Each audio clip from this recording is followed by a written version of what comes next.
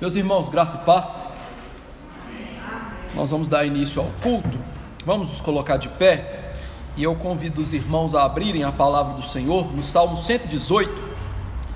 Nós vamos ler o verso 1 e 2. E já mantenham a Bíblia neste salmo, que nós vamos lê-lo logo em seguida. Salmo 118, verso 1 e 2 será a nossa chamada de oração. Nós vamos ler estes versos em uníssono, numa só voz. Salmo 118, verso 1 e 2. Vamos ler todos juntos, em uníssono, na chamada de oração. Salmo 118, verso 1 e 2.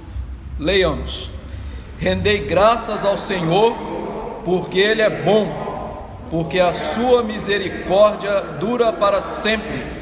Diga, pois, Israel, sim, a sua misericórdia dura para sempre. Ainda de pé, vamos orar. Senhor nosso Pai maravilhoso, o Senhor que está entronizado entre os querubins, recebendo a honra e glória excelsa que lhe são devidas, ó Deus, e em pura santidade. Nesse momento, nós nos achegamos para fazer a mesma coisa, cultuá-lo, ainda que nós tenhamos pecado em nós, sejamos imperfeitos e bem distantes dos anjos que estão no céu, fazendo a tua vontade sempre e de maneira perfeita. Mas nessa noite os nossos corações se alegram, porque esta realidade bendita de estarmos aqui cultuando, unidos aos irmãos, unidos por meio de Cristo, ouvindo a palavra de Jesus, apresenta-nos aquilo que será a eternidade, ou seja, uma vida de culto ao Senhor, em perfeição, em santidade, uma vida maravilhosa na tua glória. E peço que nessa noite o Senhor possa receber este culto pela mediação de Cristo e possa também, ó Deus, nos edificar, porque nós precisamos do Senhor, precisamos de ouvir a tua voz, sermos perdoados, sermos santificados e consolados. Seja servido em fazê-lo, porque nós não merecemos, mas é o que precisamos. É no nome de Jesus que oramos, amém. Ainda de pé, poder entrar, queridos? Ainda de pé, adoremos a Deus pela sua pedra angular. Ainda no Salmo 118, nós vamos ler alternadamente todo este salmo, Salmo 118, nós vamos ler todo esse salmo, adorando ao Senhor, porque Ele nos deu uma pedra angular. Salmo 118, leitura alternada deste salmo. Diz assim: rendei graças ao Senhor, porque Ele é bom, porque a sua misericórdia dura para sempre. Diga, pois, Israel, sim, a sua misericórdia dura para sempre. Diga, pois, à casa de Arão, sim, a sua misericórdia dura para sempre.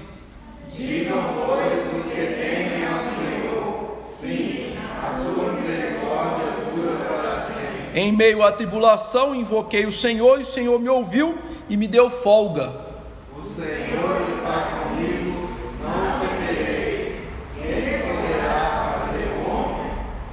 O Senhor está comigo, entre os que me ajudam. Por isso, verei cumprido o meu desejo nos que me odeiam. Melhor é buscar refúgio no Senhor do que confiar no homem. Melhor é buscar refúgio no Senhor do que confiar em príncipes. Todas as nações me cercaram, mas em nome do Senhor as destruí. Cercaram-me de todos os lados, mas em nome do Senhor as destruí. Com amoreiras me cercaram, porém com fogo e espinhos foram queimadas. Em nome do Senhor as destruí. Empurraram-me violentamente para me fazer cair, porém o Senhor me amparou. O Senhor é a minha força e o meu canto, porque Ele me salvou. Nas tendas dos justos, a voz de júbilo e de salvação. A destra do Senhor faz proezas. A destra do Senhor se eleva, a destra do Senhor faz proezas. Não morrerei, antes viverei e contarei as obras do Senhor. O Senhor me castigou severamente, mas não me entregou à morte. Abre-me as portas da justiça, entrarei por elas e renderei graças ao Senhor.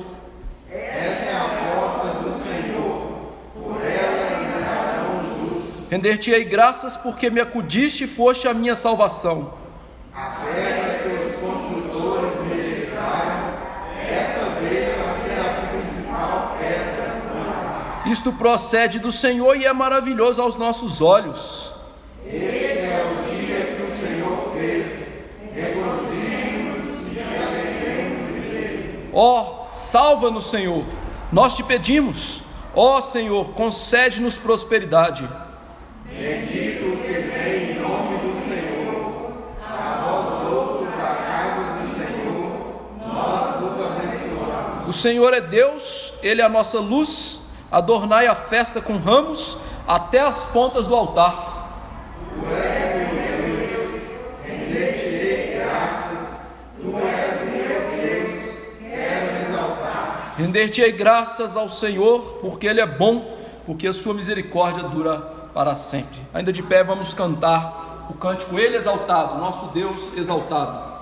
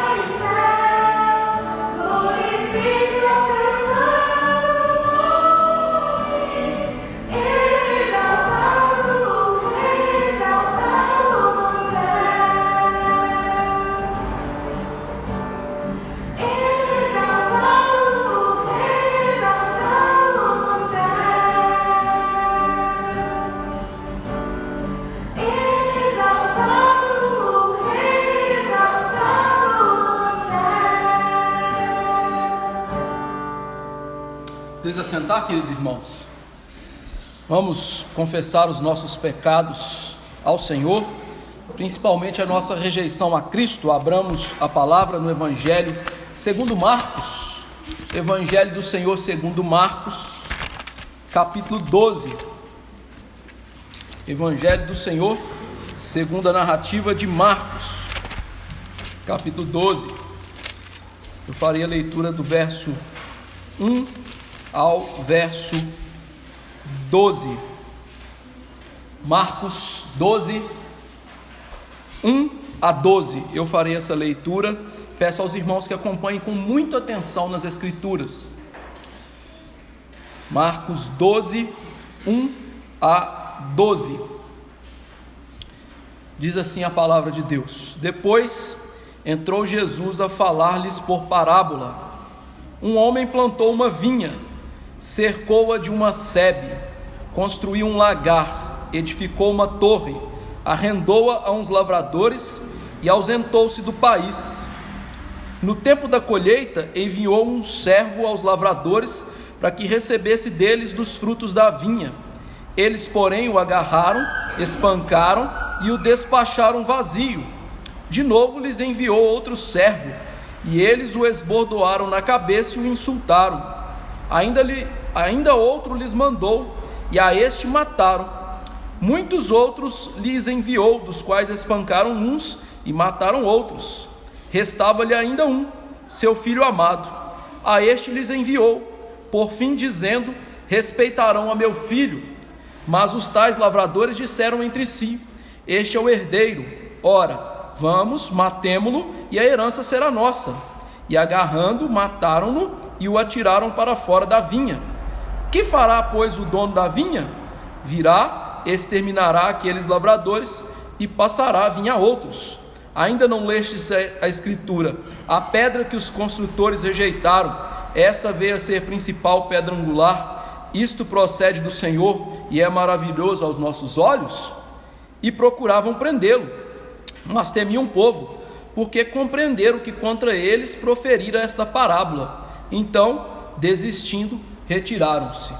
Aqui, meus queridos irmãos, Jesus está dentro do templo ensinando ao seu povo, o povo do Antigo Testamento, e ele ensinou a eles uma dura realidade, que por mais que eles estivessem vendo a palavra de Deus, vendo o cumprimento profético do Salmo 118 na entrada de Jesus, eles ainda não criam e rejeitavam a Jesus, e o que eles receberiam seria a rejeição também, para que Deus tivesse um novo povo, a sua igreja do Novo Testamento, formada por judeus e gentios.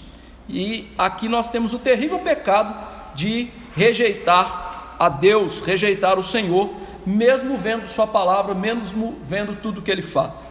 E como no dia a dia nós pecamos e rejeitamos a Deus quando estamos pecando, nós vamos agora confessar os nossos pecados silenciosamente, suplicar que ele nos perdoe, que ele tenha misericórdia das nossas vidas. Vamos orar silenciosamente e depois de alguns instantes eu peço à nossa irmã Karine que nos eleve a Deus numa oração de confissão por todos nós. Oremos silenciosamente.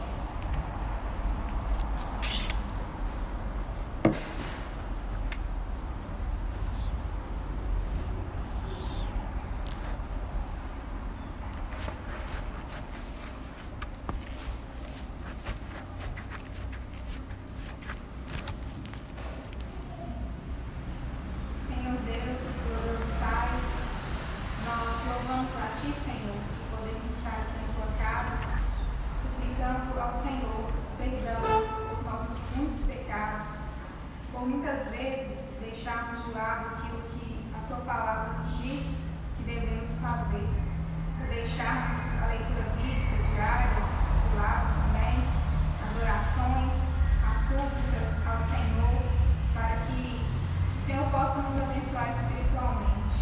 Ó Deus, são tantos os nossos pecados, Senhor. A nossa congregação está doente, ó Pai. Tem misericórdia de nós, cura-nos, Senhor, espiritualmente. Traga-nos um reavivamento aqui neste lugar, Senhor, para que possamos honrar a Ti por tudo que o Senhor nos faz, pois tudo é por graça, pois nada merecemos do Senhor. Tem misericórdia de nós, ó Pai. Perdoa-nos a nossa negligência com a Tua palavra, com os nossos irmãos.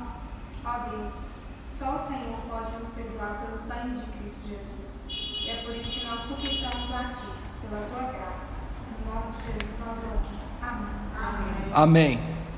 Louvemos a Deus, porque Ele tem sido bondoso para conosco, Ele tem nos dado graça e salvação, nos feito parte do seu povo. Abramos a palavra no Salmo de número 100, Salmo de número 100, e nós vamos ler esse trecho em uníssono, nós vamos ler todos numa única voz. Salmo 100.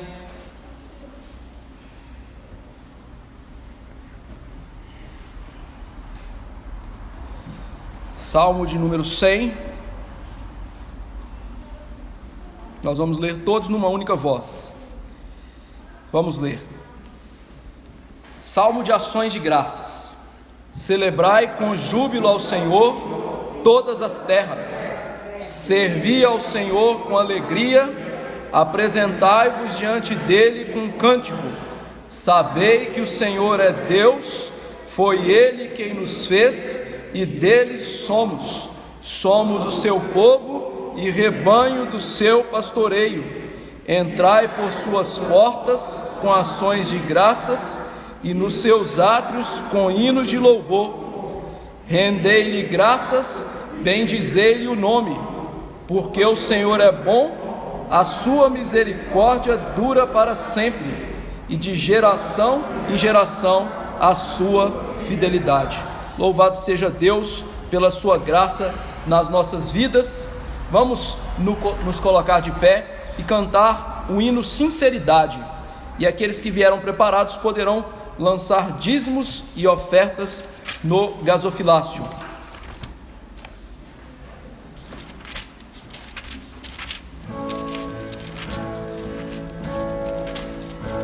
Jesus, Senhor, me achego a ti, tua ira santa merece, porque o amor estende aqui as leis ao pecador.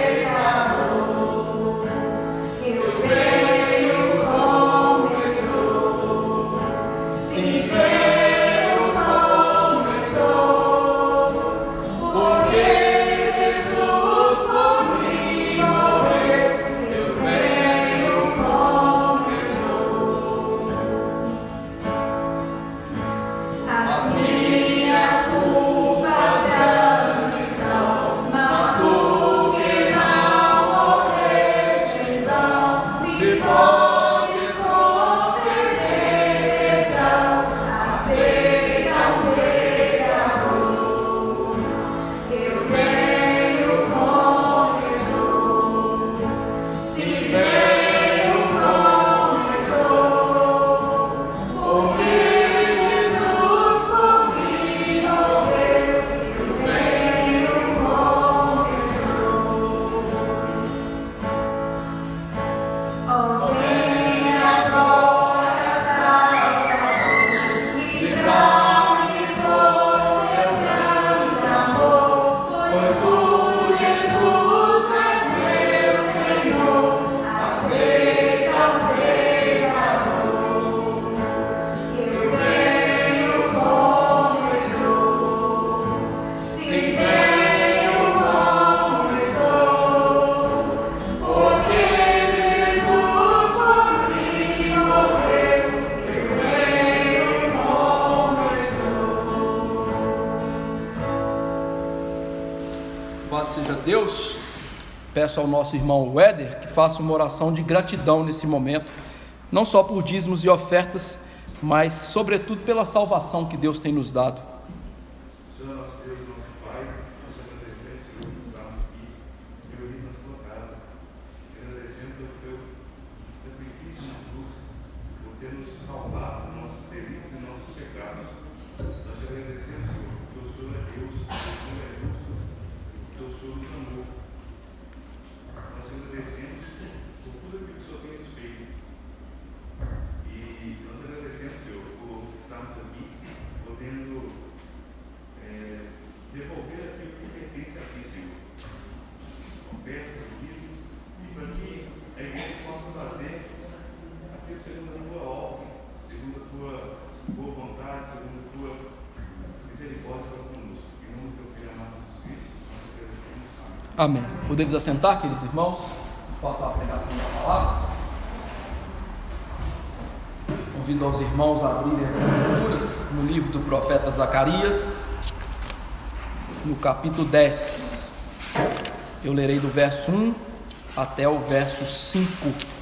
Zacarias, capítulo 10, verso 1 ao verso 5. Eu farei essa leitura e peço aos irmãos que acompanhem com bastante atenção.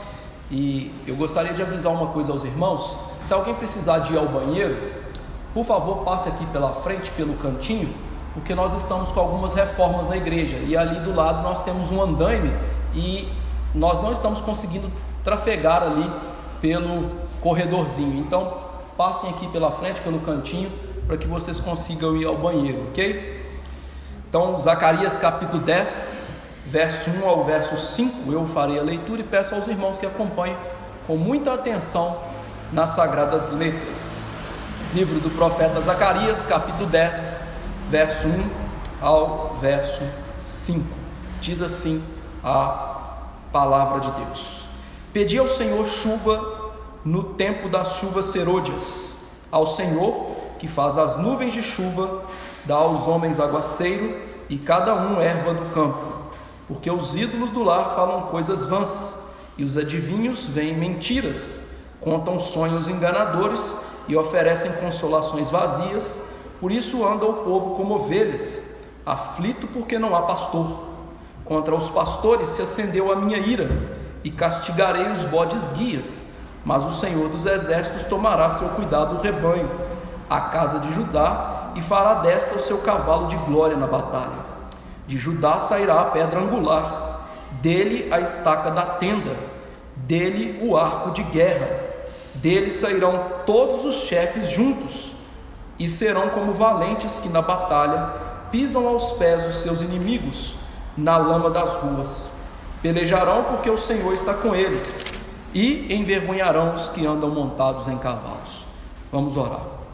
Senhor nosso Deus, Pai bendito e celeste, o Senhor é maravilhoso, o Senhor, ó Deus, é tão bom, que deu-nos a Tua palavra inspirada, para que não mais caíssemos no engodo de Satanás, não mais, ó Deus, fôssemos enganados pelo nosso inimigo, com falsas visões, falsos sonhos, falsas maneiras de o Senhor falar. Que o Senhor tenha misericórdia para que nessa noite o nosso coração esteja aberto para ouvir a Tua palavra, que os nossos corações sejam um bom solo para receber a semente do Evangelho, e que este solo possa frutificar a boa palavra do Senhor a 30, 60 e a 100 por 1. Mas mais do que isso, ó Deus, que haja louvor, honra e glória somente ao Senhor por meio da pregação, que tanto aquele que prega quanto aqueles que vão ouvir estejam com os corações voltados para glorificar o Teu nome nesse momento. Nós precisamos da Tua ajuda, nós precisamos disso porque somos egocêntricos, somos egoístas e não queremos glorificar o Senhor naturalmente. Sendo assim, Deus, tenha misericórdia de nós. É o que eu te imploro, em nome de Jesus, o Salvador. Amém. Queridos irmãos, como nós já temos acompanhado, esse livro de Zacarias passa-se 500 anos antes de Jesus nascer. O povo de Deus acabou de voltar do cativeiro de 70 anos na Babilônia. Ele foi parar lá por causa dos seus pecados. O povo abandonou a palavra de Deus. Deus então os enviou para aquele lugar distante para discipliná-los, para que eles pudessem aprender a viver a vida de acordo com a palavra de Deus, com a lei de Deus, e sobretudo para tirar-lhes um pecado muito grave que foi constante durante a vida do povo de Deus, o pecado da idolatria.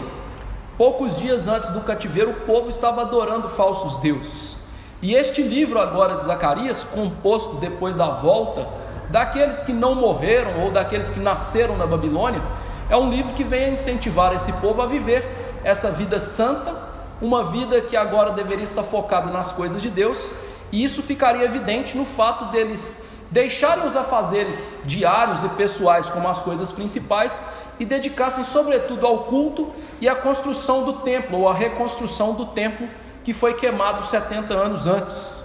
Nós vimos que a primeira seção do livro, no capítulo 1 ao 6, Deus dá promessas do Evangelho para eles, promessas de que o Messias viria, de que esse Messias, ele derramaria o seu Espírito e a obra seria feita pelo Espírito Santo, de que Deus os protegeria e também lhes daria bênçãos espirituais sem medida.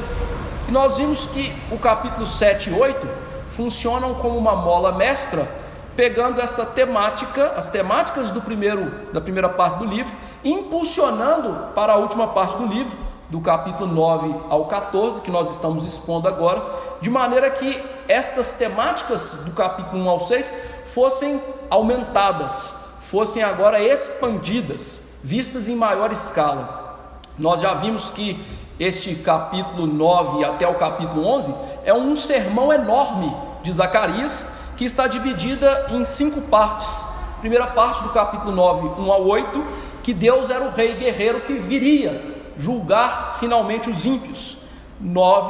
Capítulo 9, verso 9 e 10, que Jesus era o rei da paz. Antes dessa essa guerra entre Deus e seus inimigos acontecer, ele enviaria o seu filho como rei, prometendo paz aos de perto e aos de longe. A terceira sessão que nós vimos na semana passada é que Deus é tão bondoso que nós, como seu povo, vamos participar da vitória de Deus, tanto na era presente, quando na volta do Senhor Jesus Cristo, vamos ser vitoriosos com Ele. Agora, do capítulo 10 e capítulo 11, Deus vai tratar uma única temática, uma temática extremamente necessária para aquele povo que passaria um momento difícil na vida humana, que era a espera. Deus agora vai tratar dos verdadeiros pastores e dos falsos pastores. Por quê? Porque eles têm que esperar as promessas se concretizar. O povo esperaria 500 anos até o Senhor Jesus Cristo chegar como Rei da Paz. E o tempo de espera é um tempo perigoso. Mesmo naquela época que as pessoas eram mais acostumadas a esperar, afinal as cartas iam por cavalos, por mulas, você não via os seus parentes com frequência, você não ligava para eles, ou seja, a vida era uma vida de espera, mas esperar para eles também era difícil, porque eles eram pecadores. Imagine para a nossa época, numa geração fast food, que tudo é para amanhã, tudo é para, nem para amanhã mais, né? Tudo é para ontem, né? Tudo é tão rápido. E nós vimos que a espera então na nossa vida é sempre difícil. E eles estão aqui agora, num período de espera, como nós também. Então, nesse período de espera, haveria uma realidade tristonha. Bons líderes, mas falsos líderes. Então, como esperar? O que fazer? Por isso, o texto de hoje, ele nos ensina a seguinte verdade: o povo de Deus deve esperar pelo seu Salvador, confiando nas promessas e ouvindo os verdadeiros líderes. O povo de Deus deve esperar pelo seu Salvador, confiando nas promessas e ouvindo os verdadeiros líderes. É isso que Deus queria ensinar para eles. Nos primeiros 3 versos, eles vão aprender a esperar em Deus. Por isso, o capítulo começa aí: pedi ao Senhor chuva no tempo das chuvas. Para que você entenda bem o significado do que Deus está ensinando aqui, você deve conhecer o contexto do profeta e o contexto do livro. Nós estamos numa seção do livro em que as coisas agora não são mais históricas, elas são apocalípticas, ou seja, elas são simbólicas. Deus não está falando aqui literalmente para esse povo pedir chuva que vem do céu. Lembre-se que eles estão agora na espera do Rei Messias, Rei da Paz, que vai vir. E para isso eles têm que viver esperando e esperar para que esta realidade se cumpra. E como essa realidade do Messias vindo, o Messias trazendo vitória, vai se cumprir? Como que a plenitude da bênção de Deus vai chegar? Fácil, a resposta está aí. A resposta é que essa plenitude da bênção que vai vir não é uma conquista humana. Era necessário que Deus derramasse a sua bênção espiritual sobre o seu povo para que as promessas se cumprissem. O que Deus está ensinando para eles é, em primeiro lugar, nenhum de nós pode obter as promessas de Deus pelos nossos feitos, pelas nossas atitudes. Esse tipo de religiosidade é uma religiosidade vazia, tanto daqueles dias quanto dos nossos dias, em que as falsas mensagens dizem: vocês podem obter de Deus favor, vocês merecem coisas de Deus, vocês podem conquistar de Deus tudo que vocês querem, tudo que vocês precisam. E essa mentalidade estava naquela época nos judeus e está nos nossos dias na igreja do Senhor dos nossos tempos. Então Deus está ensinando para eles: como vocês vão esperar? Com seus próprios méritos, com seus próprios feitos? Não, Deus aqui está incitando esses irmãos do passado a confiar nele, a olhar para ele, a lembrar das promessas dele e esperar por essas promessas que vão cumprir pela própria ação e pela própria bênção de Deus. É como se o profeta aqui estivesse chamando o seu povo a uma vida de espera vigilante, como nós vemos, por exemplo, lá no livro de Abacuque, que ele diz: me coloquei na torre de vigia, vou esperar o que Deus vai falar. A mesma noção que Abacuque teve que aprender na espera pelo Salvador, o justo que viria, este povo está tendo que aprender agora. Ou seja, o tempo de espera é um tempo perigoso, e esse tempo de esperar é quando nós somos tentados no nosso coração pelo nosso inimigo e pela nossa incredulidade para duvidarmos de Deus. Ou seja, esperar envolve riscos que Satanás vai usá-los e que o nosso próprio coração vai usar contra nós. As pessoas hoje acreditam que elas têm um bom coração, que elas são boas. Pois bem, a Bíblia diz em Jeremias 17:9 que mau é o nosso coração, ele é enganoso, mais do que todas as coisas. E esse tempo aqui que eles estão esperando por Cristo vir, é esse tempo que o coração deles os tentaria, que Satanás usaria as inclinações do coração para que eles deixassem a espera confiante em Deus e tentassem por si mesmos obter a paz, a vitória, a bênção, a graça de Deus. E veja que a maneira de esperar correta e confiante em Deus, ele diz aí, pedir, é em oração. A oração é a maneira com que Deus ensina nas Escrituras, para que olhemos para Ele confiantemente, esperando no que Ele está fazendo ou o que Ele vai fazer. A oração é a arma das Escrituras na espera do cumprimento da promessa. E nós não sabemos muito bem, irmãos, orar. Paulo diz que nós não sabemos orar como convém. Nós pedimos muitas coisas para os nossos prazeres, deleites, coisas que não agradam a Deus, coisas para gastar numa religião vã, numa religião de prosperidade, numa religião de esforço próprio. Mas a Bíblia ensina, nessa ansiedade da espera, na ansiedade da vida, no meio das lutas, como fazer? Orem. Por isso Paulo ensinou essa lição aos Filipenses, capítulo 4, versos 6 e 7. Não andeis ansiosos de coisa alguma, em tudo, porém, sejam conhecidas diante de Deus as vossas petições, pela oração, pela súplica, com ações de graça, e a paz de Deus, que excede todo entendimento, guardará o vosso coração, olha o coração, e a vossa mente em Cristo Jesus.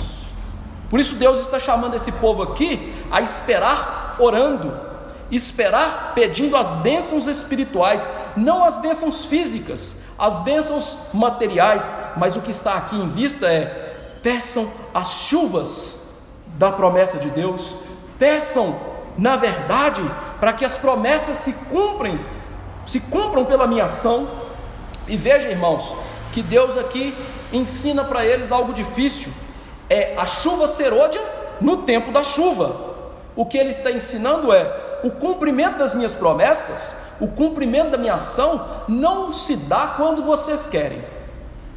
O tempo das coisas acontecerem não são determinadas por nós, elas não acontecem segundo as expectativas humanas, pelo contrário, elas acontecem de acordo com a palavra de Deus. Por isso que a oração ela é necessária, porque a oração jamais mudou a Deus e jamais vai mudar o plano de Deus.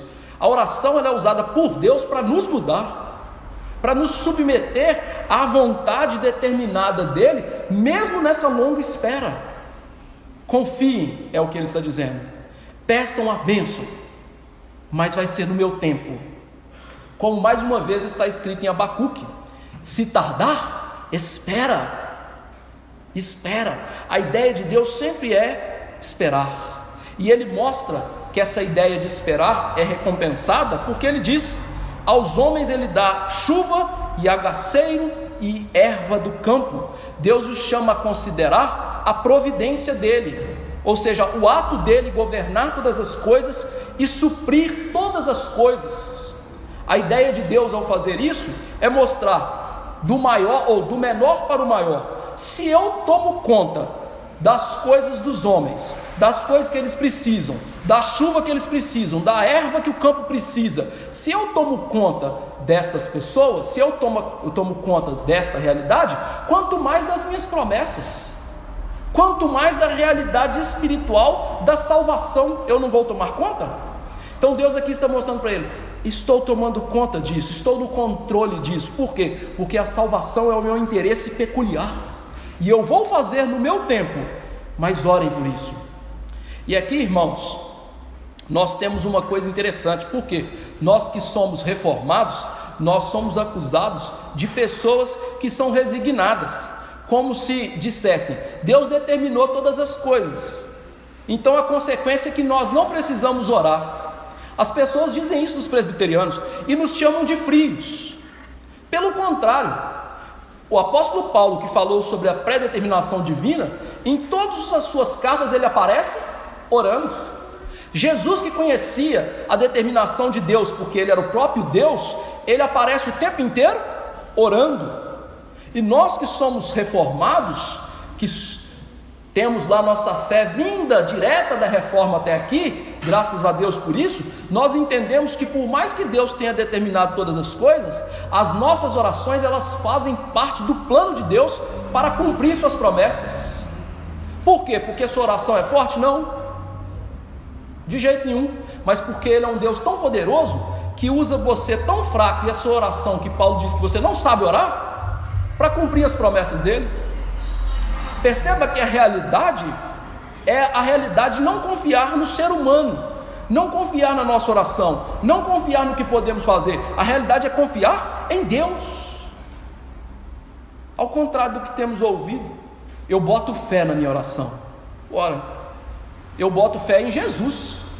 A Bíblia diz para a gente ter fé em Jesus. Nunca ela falou para eu ter fé na minha oração. Acha um capítulo e um versículo que mostram essa asneira que algumas pessoas falam. Percebe? Deus está ensinando esse povo como viver a vida verdadeira em Cristo, como esperar por Cristo, como desejar as coisas mais excelentes e espirituais. E veja que o tempo de esperar, como eu disse, ele é perigoso, porque ele leva o nosso coração a recorrer aos ídolos. O verso 2 diz: porque os ídolos do lar falam coisas vãs. Deus está mostrando: vocês vão esperar, e vocês vão ser tentados como Israel já foi. Israel, nos dias do passado, nos dias dos pais de vocês, confiava nos ídolos do lar, confiava nos seus falsos deuses. E, queridos irmãos, toda a história de Israel foi uma história de confiança nos ídolos do lar. Infelizmente, mesmo dentro daqueles que pareciam mais piedosos. Você se lembra quando Jacó fugiu do seu amigão Labão, e que ele foi atrás dele correndo? Por quê? Porque ele havia levado as filhas, o dinheiro, mais os ídolos do lar. E a esposa de Jacó estava com os ídolos do lar escondida aonde? Debaixo da sua cela. E ainda disse o seguinte: eu não posso me levantar não, que eu estou no costume das mulheres. Davi, quando assumiu o trono, e uma das suas vitórias, eles tiveram que queimar ídolos. Mais adiante, o rei piedoso Josias teve que queimar a estátua de bronze que Moisés fez lá no deserto, que eles chamaram de Neustã, e começaram a adorar.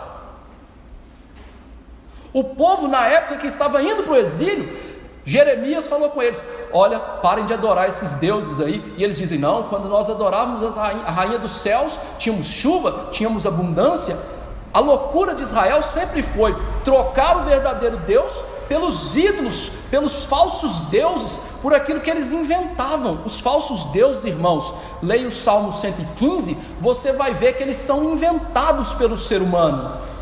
Eles têm boca e não falam, têm olhos e não veem, têm ouvidos e não ouvem. São falsos deuses, deuses para nutrir o nosso coração. E aí Deus diz: vocês agora vão ser tentados novamente a ter deuses dentro do lar de vocês.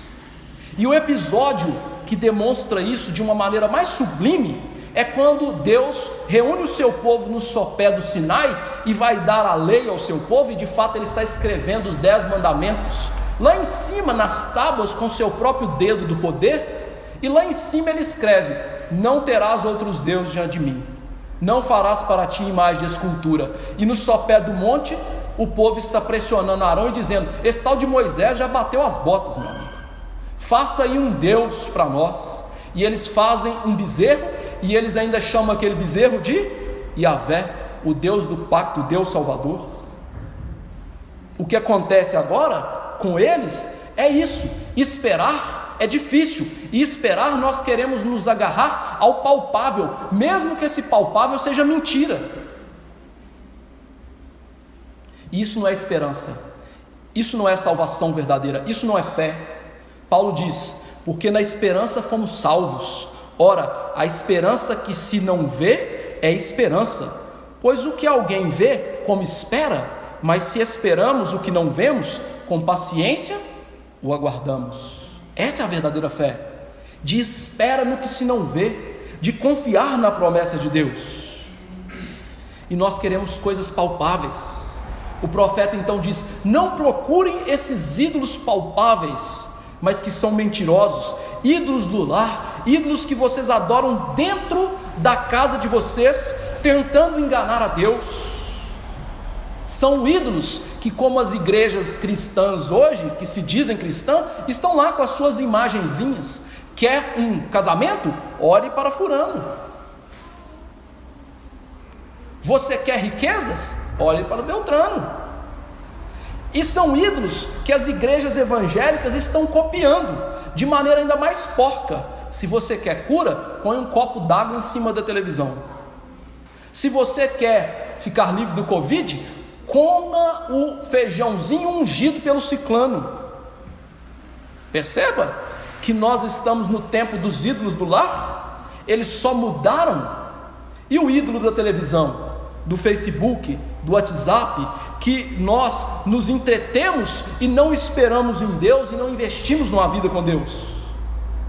Ao invés de crer na providência, crer em Deus e alcançar as promessas pela fé, eles estavam lá dentro do seu lar, crendo em falsos deuses, adorando falsos deuses. E aqui você aprende uma verdade importante das Escrituras, pouco difundida e pouco vivida nos nossos dias, que a verdadeira religião não começa na igreja, a verdadeira religião começa em casa. A ideia dos nossos dias é: eu sou crente na igreja, mas em casa eu não sou. Eu sou crente aqui, mas no grupinho de amigos eu conto piadas indecentes, eu canto as mulheres do trabalho, eu sonego os meus impostos, eu avanço o sinal vermelho. Lá dentro da minha casa eu não leio Bíblia. A ideia dos nossos dias é: religião se vive aqui. Mas a ideia bíblica é: a religião verdadeira começa em casa. Por isso a Bíblia escreve um salmo inteiro sobre isso. O Salmo 101 é chamado do Salmo da piedade do lar. Diz o salmista: cantarei a bondade e a justiça a ti, Senhor. Cantarei, atentarei sabiamente ao caminho da perfeição. Quando o Senhor virá a ter comigo, portas adentro em minha casa. Portas adentro da minha casa. Ele quer que Deus entre na sua casa para receber o quê? O culto. Terei coração sincero. Não há de ficar na minha casa o que usa de fraude, ou seja, o ímpio, o que profere mentiras. Ele não vai permanecer diante de mim. O que o salmista está ensinando é o que eu estou falando. A verdadeira piedade começa em casa. Quando nós cultuamos a Deus, como Jesus ensinou, lá no recôndito do nosso quarto, sozinhos, nós e o nosso Pai Celeste, que nos vê em secreto e nos retribui em secreto. Nós, quando reunimos a família e falamos de Deus em família, ensinamos a esposa e os nossos filhos sobre Deus. Responsabilidade maior dos homens. Deuteronômio 6 escreve sobre isso. Você vai falar desta lei que eu ordeno, deste amor que vocês têm que ter para comigo, assentados no caminho, comendo, em todos os momentos, cultuando a Deus no nosso lar e falando de Deus no nosso lar. Mas, queridos irmãos, se fizermos uma pesquisa nas igrejas, quantas famílias têm culto doméstico? Qual vai ser o resultado? Tenebroso. As famílias cristãs julgaram a piedade do lar fora. Por isso as igrejas são tão fracas e por isso as igrejas são tão idólatras. Adoram homens, adoram falsos pastores, adoram feijãozinhos, adoram curas, milagres, adoram essas coisas. E estas coisas, percebam, elas vão nutrir onde a religião começa e que é anterior ao lar, que é no coração do homem. Ezequiel 14 diz o seguinte: filho do homem, esses que estão vindo me consultar levantaram o ídolo dentro do coração deles, tropeço para a iniquidade que eles têm sempre diante de si. Vou permitir que eles me interroguem? Ou seja, a verdadeira religião brota do coração, ela é exercida no lar e ela então é exercida na sociedade e na igreja. E Satanás, ele é mestre em perceber quais são os nossos ídolos do lar. Ele é mestre em ver aquilo que amamos, aquilo que salta aos nossos olhos. Hoje não precisa nem ser de Satanás para ver isso. Só olhar a pesquisa de computador nossa. O que a gente mais pesquisa? O que a gente mais lê? O que a gente mais busca? Só que esses ídolos que estão no nosso coração e fazemos deles ídolos físicos, eles não podem falar. Então como que eles falam conosco? Diz aí: os adivinhos veem mentiras, contam sonhos enganadores. Ou seja, eles usam falsos líderes. Satanás usa os ídolos que não têm vida.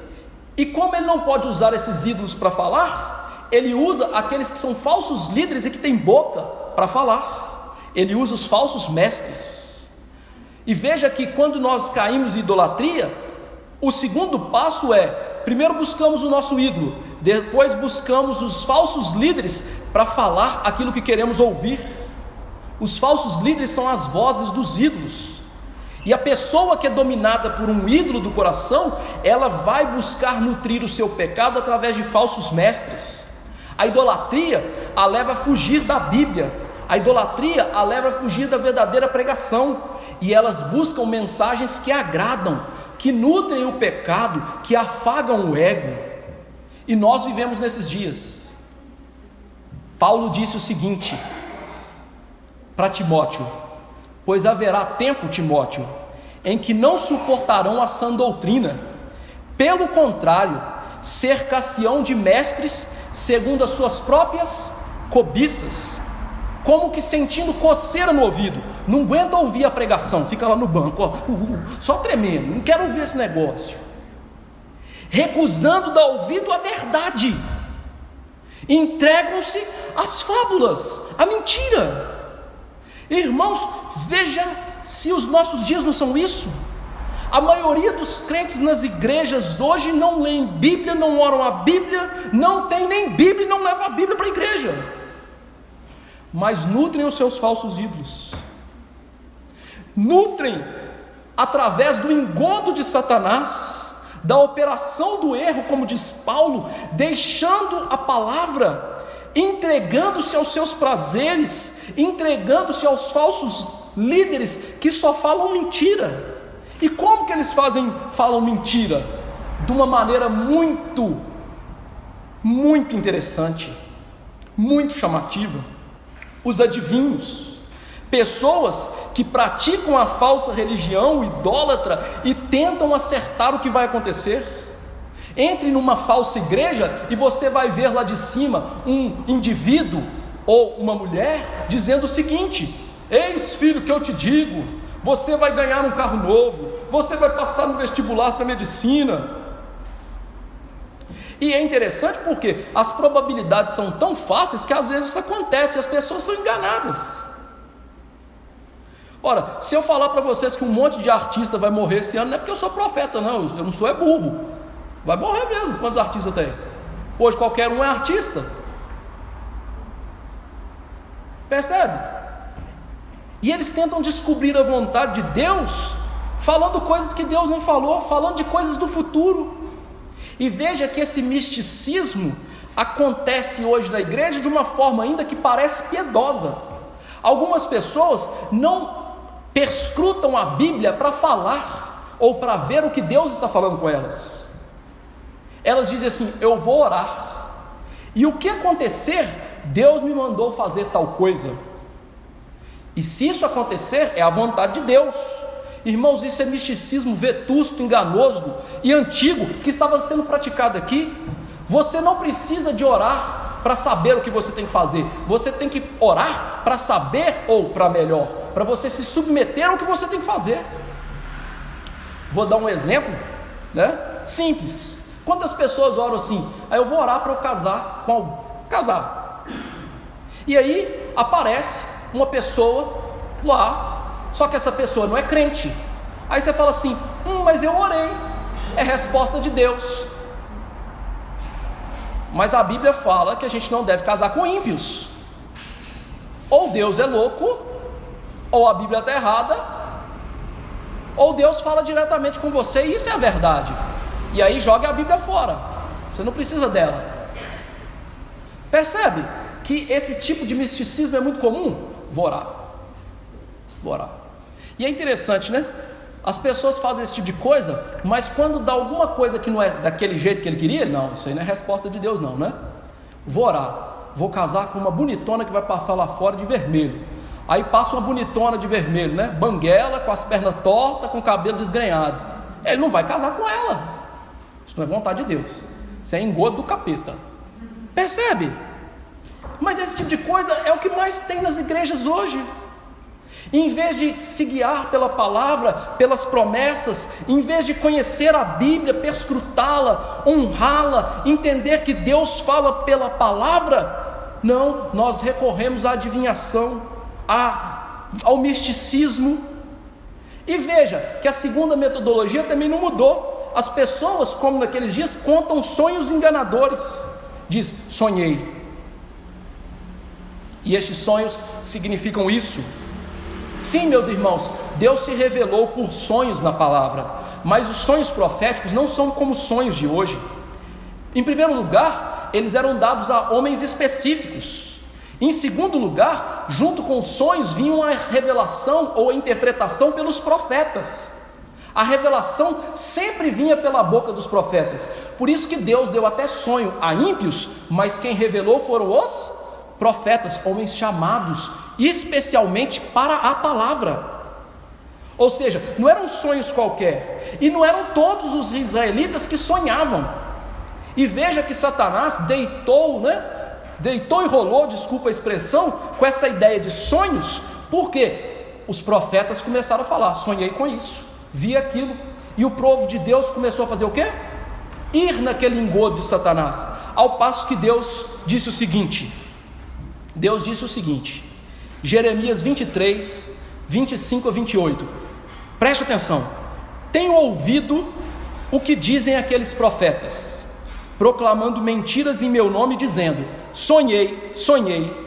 Até quando sucederá isso no coração dos profetas, que proclamam mentiras, que proclamam só o engano do próprio coração? Os quais cuidam em fazer que o meu povo se esqueça do meu nome, pelos seus sonhos que cada um conta ao seu companheiro, assim como seus pais se esqueceram do meu nome por causa de Baal. O profeta que tem sonho, conte apenas como sonho, mas aquele que está à minha palavra, fale a minha palavra com verdade. O que tem a palha com o trigo, diz o Senhor. Deus estava mostrando, já na época de Jeremias, eu não vou falar mais por sonhos. E de fato, quando nós vemos a Bíblia sendo quase fechada, lá em Hebreus capítulo 1, Deus falou assim: eu falei de muitas maneiras aos pais pelos profetas, agora nesses últimos dias eu falo como? Pelo Filho. Acabou, não vai ter mais sonho, não vai ter mais adivinhação, não vai ter mais calafrio na espinha. Deus me falou isso, estou sentindo aquilo, aqui a palavra aqui, ó papai, fala mesmo. Não tem mais essa besteira. Deus está acabando com esses sonhos. Por quê? Porque Satanás abusou deles para falar a mentira. E ele faz isso consolando falsamente o povo, dizendo assim: o profeta, são falsas consolações, consolações que são como um analgésico rápido, tiram a dor, passam o efeito daquela dor, mas logo a dor volta. Vou dar um exemplo simples. Imagine que você esteja com câncer. Tomar uma Novalgina vai te dar alívio? Passageiro, vazio, não se baseia na palavra. promessas mentirosas, engodando os seres humanos nos seus anseios, nos desejos corruptos dos seus corações. Tudo o que aconteceu no passado estava acontecendo e acontece hoje. Por isso, Deus falou por meio de Jeremias: manda esse povo aí que fala de paz, paz, calar a boca, porque eu vou destruir esse povo.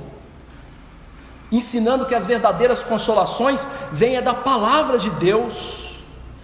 Consolações que às vezes vêm com exortações pesadas, que nos ensinam o pecado, nossa cegueira espiritual, que nos ensinam aonde estamos errando, para sermos de fato consolados quando então deixarmos o pecado, deixarmos a mentira.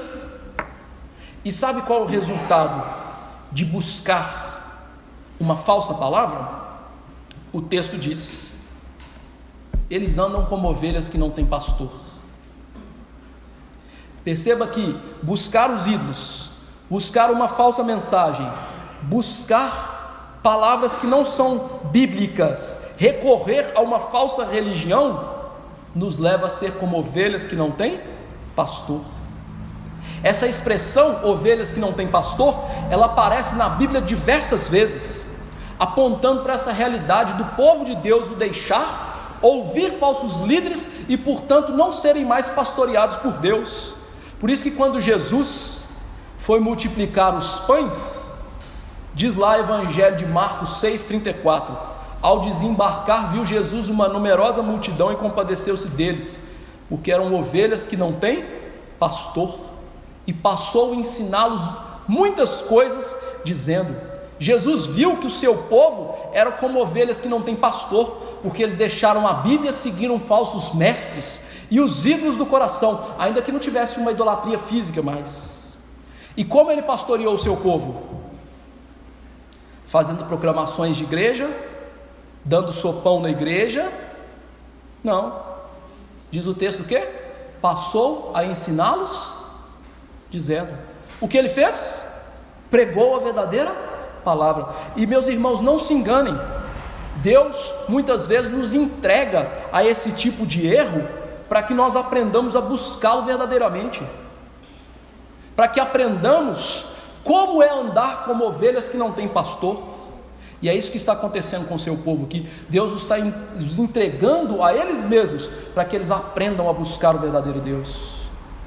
E aí, pastor, e os falsos líderes? Deus não vai fazer nada? Verso 3: contra os pastores se acendeu a minha ira. Os pastores aqui são os líderes do povo de Deus, que deixaram o povo de Deus, ovelhas, sem pastoreio. Na cultura do Oriente Próximo, a ideia de pastores aplicava-se aos príncipes, aos magistrados civis como um todo, aos reis e aos profetas. A ideia aqui é que os líderes do povo de Deus, independentemente de quais eram, não estavam pastoreando direito o povo de Deus. Eles que tinham a função de cuidar do povo de Deus, não estavam nem aí. E esse sempre foi um dos maiores problemas do povo de Deus: pastores ruins, que negligenciavam o pastoreio da palavra. Foram esses pastores ruins que levaram Israel para a Babilônia. Foram esses pastores ruins que levaram o povo de Deus a seguir os ídolos, muitas vezes no livro de Juízes. E agora, voltando do cativeiro, são esses pastores ruins que estavam ameaçando o povo de Deus, e que durante essa espera até Cristo vir, até Cristo voltar, iam atrapalhar o povo de Deus. Mas Deus, quando vê essa realidade, irmãos, diz o texto que Ele não fica lá imóvel no seu trono de glória. Pelo contrário, Ele diz que Ele vai trazer a sua ira contra tais pessoas. Deus olha para os líderes que estão desencaminhando o seu povo, levando a falsa religião, a falsa palavra, e a consequência para eles é terrível, é o castigo eterno de Deus. E Ele chama esses líderes literalmente de bodes guias, ou seja, eles não são verdadeiras ovelhas de Deus pastoreando as ovelhas de Deus. Eles são bodes pastoreando muitas vezes as ovelhas de Deus. Momento parecido com o nosso: pastores levando multidões à impiedade, enganando com falsas práticas. Vou julgar agora o meu paletó e vai cair um monte de gente. Vou passar aqui agora com o Espírito Santo. Interessante que esses dias eu estava lendo um livro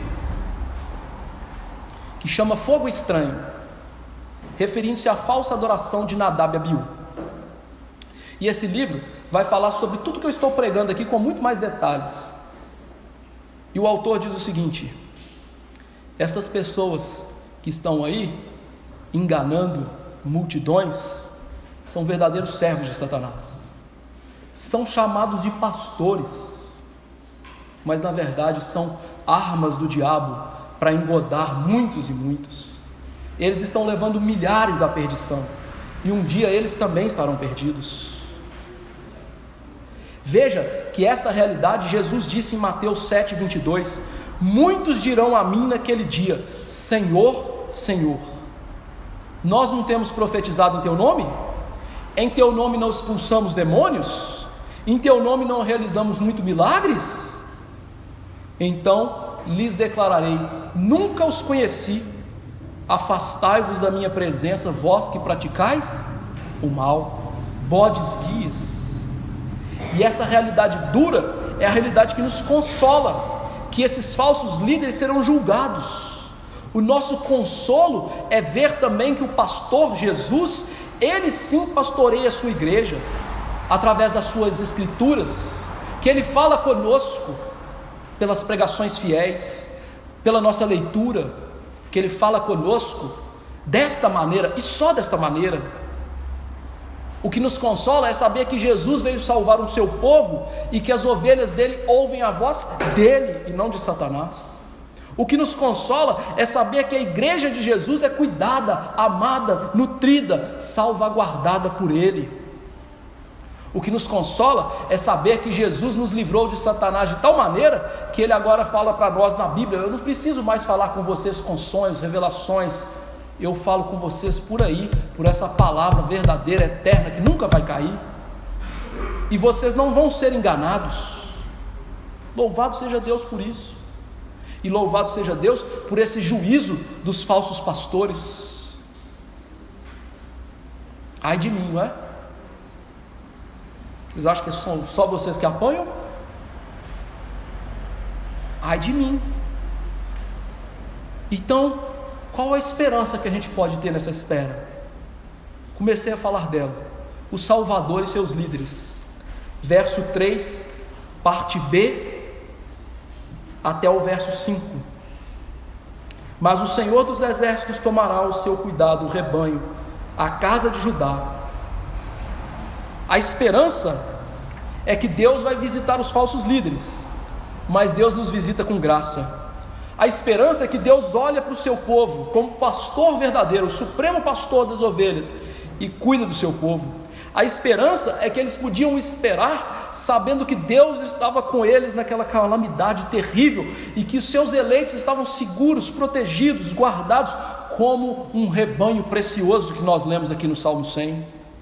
Que Deus não deixaria o seu rebanho, que Deus estava bem presente, que se Davi cuidava das ovelhas, matando os ursos e também os leões com seu cajado, com a sua funda, o Senhor muito mais os protegeria, que o Senhor passaria com eles na sombra do vale da morte, mas estaria com eles e faria deles um objeto especial de onde sairia o Salvador. O que está em vista aqui é que Deus estaria com eles, e por isso ele faria sair da casa de Judá o verdadeiro rei, o verdadeiro salvador, o verdadeiro pastor do seu povo. E ele usaria Judá como um cavalo de vitória. Como nós estamos vendo, essa seção do livro não é literal, ela é apocalíptica. Ou seja, o que ele está dizendo não é que Judá ia pegar em arminhas para lutar contra Satanás, contra Roma, contra a Grécia. Não, o que ele está focando aqui é que de Judá viria o Salvador. Promessa dada lá em Gênesis 49, 10: o cetro não se arredará de Judá, nem o bastão de entre os seus pés, até que venha Shiló, a ele obedecerão os povos. Ou seja, o que Deus está fazendo é ratificando a sua promessa de que Judá seria o alazão de vitória, porque dele sairia o Cristo, o prometido rei, filho, descendente de Davi, que salvaria o povo dos falsos mestres, do engodo de Satanás, que os guardaria até o fim com a sua fé titubeante. O que está escrito aqui é Deus mostrando: eu escolhi essa casa de Judá, a casa de Jessé, a casa de Davi, e eu não vou deixar de cumprir minha promessa. Vocês não veem um rei, vocês são dominados, as promessas parecem não se cumprir, vocês estão esperando num período terrível, mas eu incentivo vocês com a seguinte realidade: essa promessa vai se cumprir, de Judá vai sair o Salvador, ele vai dominar todas as coisas, minhas promessas não falham, elas jamais vão passar. Imagine, irmãos, quão consolador foi ouvir a realidade de que o Salvador viria, que o Salvador os livraria, que o Salvador os pastorearia de maneira presente, maravilhosa. Imagine ouvir isso, vendo toda essa calamidade, ídolos dentro do lar, falsos pastores, dominação estrangeira, e Deus está dizendo: fiquem firmes, o rei vai vir, eu vou vencer através desse rei, certamente ele vai consolar vocês, minha palavra não volta vazia, minhas promessas são verdadeiras. E mais uma vez Deus está chamando esse povo à santa Bíblia, à santa palavra, às santas promessas, como se estivesse dizendo: parem com a meninice, foquem no que é verdadeiro. O que Paulo teve que fazer com Timóteo: Timóteo, para com a meninice, Timóteo, a palavra é inspirada, essa palavra que desde pequenininho você ouve, que pode te fazer sábio para a salvação. Pare de preocupar-se com esses falsos mestres, mesmo contexto, preocupe-se com as Escrituras, leia as Escrituras, pregue as Escrituras, combata as porcariadas desses falsos mestres, essas sujeiradas com a Bíblia.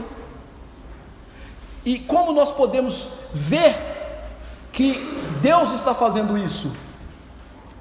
Quando Ele levanta pastores que focam na Bíblia e em Cristo. Quando Ele levanta pastores que a mensagem central não é o homem e o coração humano e a necessidade humana. Quando Ele foca na glória de Deus, no Cristo de Deus, na salvação que vem pela fé somente, numa justiça que nos é dada gratuitamente, num evangelho verdadeiro e eterno. A verdadeira mensagem, pastoreio, coloca um Cristo no centro, Deus no seu trono do universo, e destrona o ser humano, colocando no seu lugar, como um gusano, filho de vermes, como diria Jó. A verdadeira mensagem é aquela que Pedro diz: dele todos os profetas dão testemunho, de que no seu nome aqueles que creem têm remissão de pecados.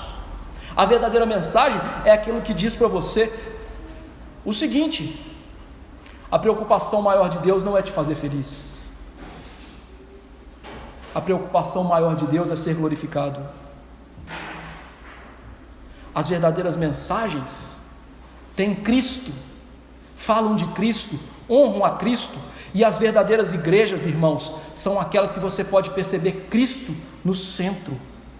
Por quê? O que Cristo é?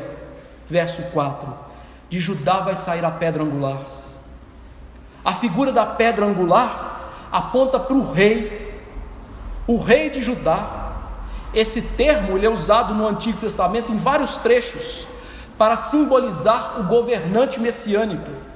Nós lemos um desses trechos aqui no Salmo 118, 22 e 23. A pedra que os construtores rejeitaram, essa veio a ser a principal pedra angular. Isto procede do Senhor e é maravilhoso aos nossos olhos. Esta pedra, nós sabemos de cor, está falando de Jesus. Mas em Atos 4:11, Pedro disse o seguinte: essa pedra rejeitada por vós é Jesus. Vocês, construtores de Israel, estão rejeitando a pedra angular. Essa pedra insubstituível, inamovível, do qual todo edifício depende e só pode ser completo e seguro por causa dela. O que Deus está ensinando é: o meu Salvador é a pedra a qual vocês se firmam. Deus está mostrando: o povo depende do Salvador para existir, o povo depende do Salvador para estar firme. A igreja depende de Jesus, ela é salva por Jesus, ela se firma em Jesus, ela fala de Jesus, ela adora por meio de Jesus, ela se parece com Jesus, e toda a igreja é fundamentada em Cristo e só existe por causa de Cristo, e não há subsistência, salvação, edificação sem Cristo e sem a sua palavra.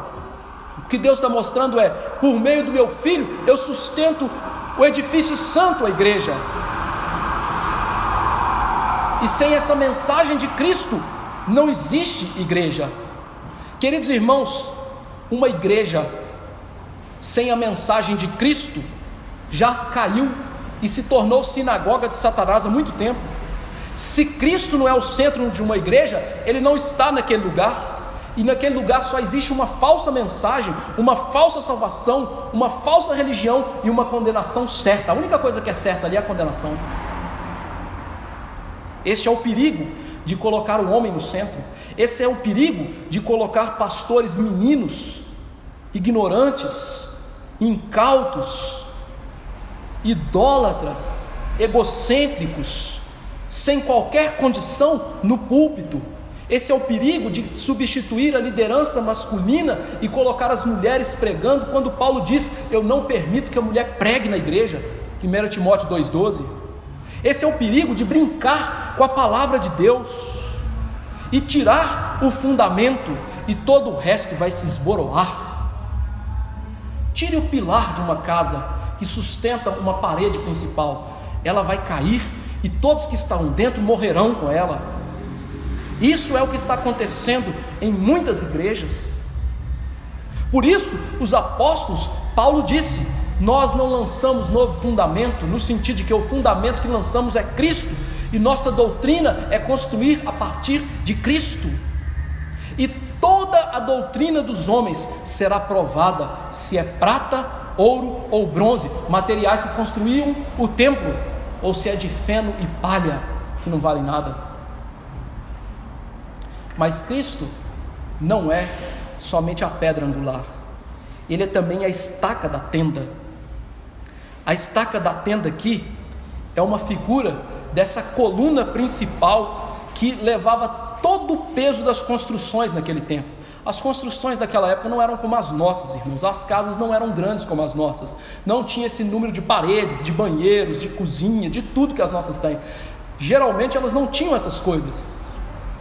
Elas possuíam então uma coluna principal, que aqui nesse texto mostra que sustenta todo o peso da construção.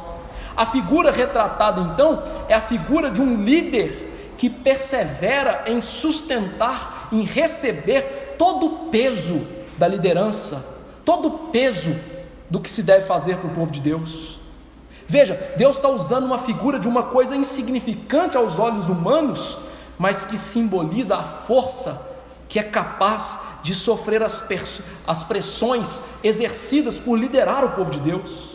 E eu quero mostrar para vocês que Jesus é essa estaca da tenda.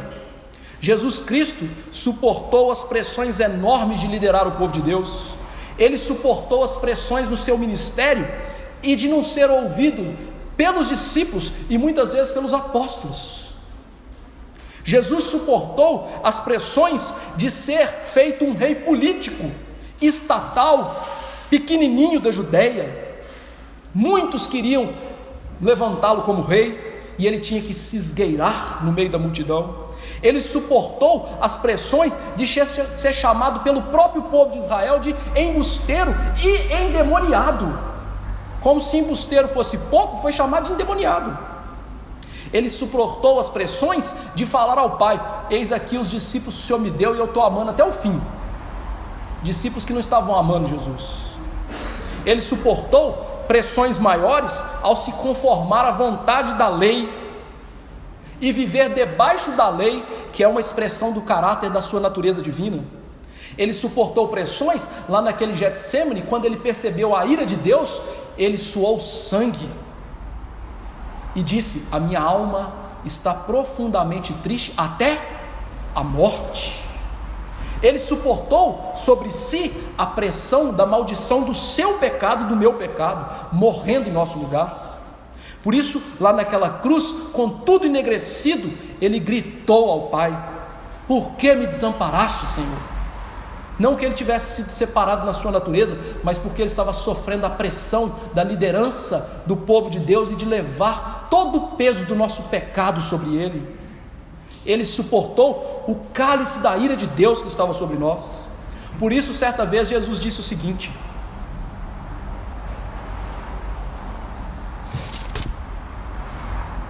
graças a Deus porque ele disse. Abra comigo Mateus 11.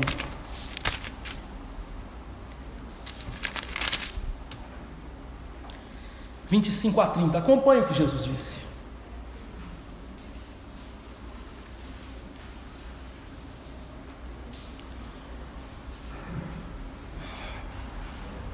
Por aquele tempo exclamou Jesus: graças te dou, ó Pai, Senhor do céu e da terra, porque ocultaste estas coisas aos sábios e instruídos e as revelaste aos pequeninos.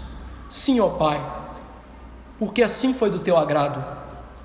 Tudo me foi entregue por meu Pai. Ninguém conhece o Filho senão o Pai, e ninguém conhece o Pai senão o Filho e aquele a quem o Filho quiser revelar. Vinde a mim, todos os que estáis cansados e sobrecarregados, e eu vos tomai sobre vós o meu jugo e aprendei de mim, porque sou manso e humilde de coração, e achareis descanso para a vossa alma, porque o meu jugo é suave e o meu fardo. Ou seja, o que ele está dizendo é: eu tomei a pressão de vocês, eu tomei ela aqui nos meus ombros. Agora, aquilo que é meu, que é a paz, que é estar livre, que é ter paz com Deus, é conhecer o meu Pai, eu estou dando para vocês. Eu sou a estaca da tenda. Uma estaca que aos olhos humanos é perdedora, mas que, diz Zacarias, é o arco de guerra do Senhor. Jesus aqui não aparece só como uma estaca, mas ele aparece como um governante instituído por Deus, com um arco de guerra. Essa ideia de arco de guerra representa conquistas de um Salvador que não perde, mas ele é um verdadeiro vencedor de Deus. Lembre-se que aqui no capítulo 9, Cristo é descrito como o guerreiro que vence o mundo, mas as pessoas não veem Cristo assim. Os seus próprios conterrâneos viram nele um derrotado, alguém com uma cruz de espinhos na testa e que não merecia ser crido ou amado. Ele parecia lá na cruz um derrotado e um fraco, mas ele não era. A palavra de Deus o descreve em Apocalipse 6:2. Olha a figura: vi então e eis um cavalo branco e o seu cavaleiro com um arco, e lhe foi dado uma coroa, e ele saiu vencendo e Ou seja, o que Deus ensina, a realidade é outra. A realidade é que Cristo é vencedor, que ele jamais perdeu a batalha, que ele estava ali parecendo fraco, oprimido, desprezado, perdedor, mas ele estava ali dando um golpe fatal em Satanás, na morte, nos nossos inimigos. Ele sai vencendo para vencer, e hoje ele sai vencendo e para vencer pelo Evangelho da Paz. E dele sairão os chefes. É interessante que a figura aqui, ela é dupla, porque o hebraico está escrito o chefes. É interessante que não está escrito os chefes, e o profeta não é ignorante, não, está escrito o chefes, e ele está fazendo uma figura dupla. A palavra chefe aqui aponta para um governante absoluto, que governa com autoridade absoluta, com autoridade que não é opressiva, nem aleatória, nem má. Cristo tem uma autoridade bondosa, amorosa. Cristo, que é o noivo da sua igreja, é o noivo amoroso que morre pela igreja, que se dedica pela igreja, que alimenta da igreja, que dela cuida da igreja, que a limpa pela palavra. Ele é o modelo de Paulo em Efésios 5 para um verdadeiro marido. E aí eu quero lembrar de vocês de uma coisa. Lá no Éden, quando Deus foi pronunciar a maldição, ele diz assim: mulher, o teu desejo será contra o teu marido, e ele te dominará. Ou seja, você vai ser igual Eva, querer mandar na sua casa. E o que seu marido vai fazer? Se ele não for um banana, como muitos homens são, ele vai ser um tirano. Essa é a maldição. E aqui Deus está falando assim: a maldição está sendo revertida para alguém que é um líder amoroso, bondoso, um rei que trata vocês com carinho, cuida de vocês, ele perdoa o pecado de vocês, ele é o salvador humilde de vocês, ele livra vocês dos falsos mestres, e ele tem toda a autoridade. E queridos irmãos, quando nós lemos sobre o ministério de Jesus, por exemplo, eu vou citar rapidamente aqui, Marcos 1, a partir do verso 15 até Marcos 2, 12, todo o contexto é da autoridade de Jesus. Jesus tem autoridade para dizer aos homens o que fazer, por isso ele disse para os discípulos: deixa tudo e me segue, eles seguem. Jesus tem autoridade sobre curas, por isso ele cura muitos, inclusive a sogra de Pedro. Jesus tem autoridade para pregar, e as pessoas dizem: nossa, ele prega como quem tem autoridade. Jesus tem autoridade sobre o mal, aparece um endemoniado, ele fala: sai fora, e ele vai na mesma hora. Jesus tem autoridade para purificar dos pecados, ele cura um leproso, e depois ele tem autoridade para perdoar pecados. Percebe?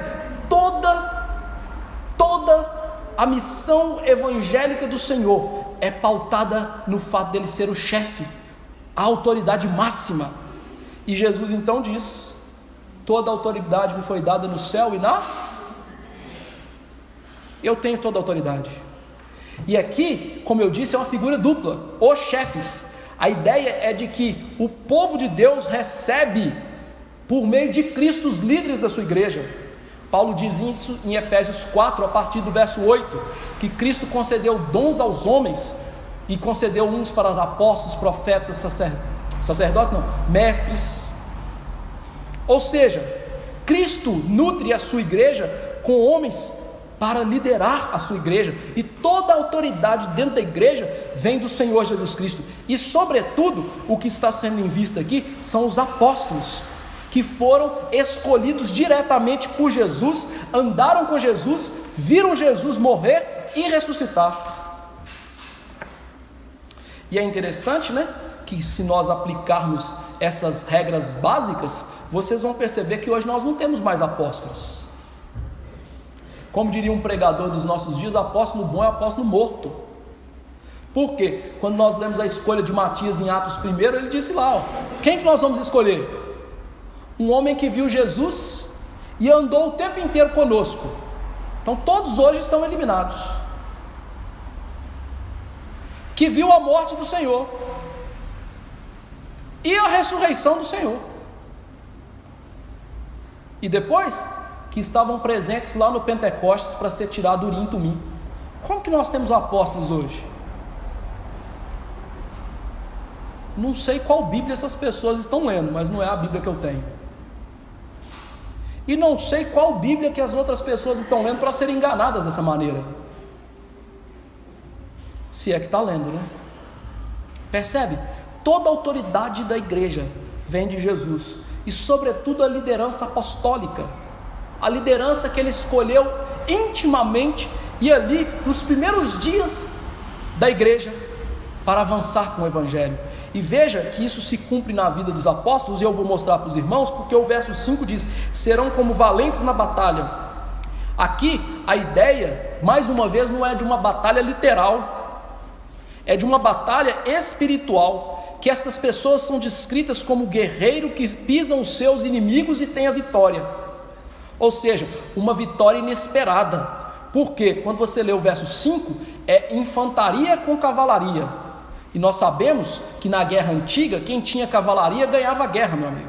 Porque é muito mais vantajoso você estar em cima de um cavalo, que aumenta o seu alcance de matar pessoas. e lhe tira de perto das pessoas. Então é muito mais difícil você ser morto. Então o que está sendo visto aqui é uma batalha espiritual grandiosa, que aqueles que venceriam, parecia que eles iriam perder. Ou seja, Deus está falando que aqueles que são fracos humanamente falando, é que vencerão os fortes humanamente falando. Por isso que Paulo diz que Deus chamou aqueles que não tinham muito saber, muita sabedoria, que Ele usou as coisas pequenas para fazer o quê? Desbaratar as grandes, falando do seu apostolado, que Ele usou os pequenos para vencer os grandes. E veja que diz aqui o texto que o Salvador está com eles. Por que essa vitória vem? Porque o Salvador está com eles. Não são eles que vencem, não são eles que têm a força, não são eles o He-Man, né? Não, eles vencem porque Deus está com eles, porque Cristo está com eles. E agora eu quero te mostrar como que isso aponta para os apóstolos. Foram eles que venceram os inimigos mais fortes. Jesus disse para eles: vocês vão ser minhas testemunhas. Ou seja, vocês literalmente vão morrer por mim, mas eu estou com vocês até a consumação dos séculos. Jesus certa vez disse: quando vocês forem levados adiante dos governantes, dos fortes desse mundo, não fiquem com medo, o meu Espírito vai dar na boca de vocês o que vocês vão falar. Percebe que o que está sendo descrito aqui é o ministério apostólico, vencendo junto com Cristo, levando a vitória de Cristo aos confins da terra, o evangelho da salvação, o ministério apostólico que escreveria as escrituras, as palavras eternas de Deus, e que venceria os fortes sendo fracos. Perceba que o evangelho, ele avançou na fraqueza humana, no espinho na carne de um homem que negou o seu Senhor, de outros que quiseram mandar fogo nos samaritanos, de outro que depois de ouvir que Jesus ressuscitou disse: não quero saber, se eu não ver, eu não acredito. Esses eram os fortes apóstolos, ironicamente dizendo, fracos, extremamente fracos, mas tinham um mestre poderoso, um mestre que avançava. Por isso, queridos irmãos, você já leu atentamente como que o livro de Atos começa? Você já leu? Você já prestou atenção?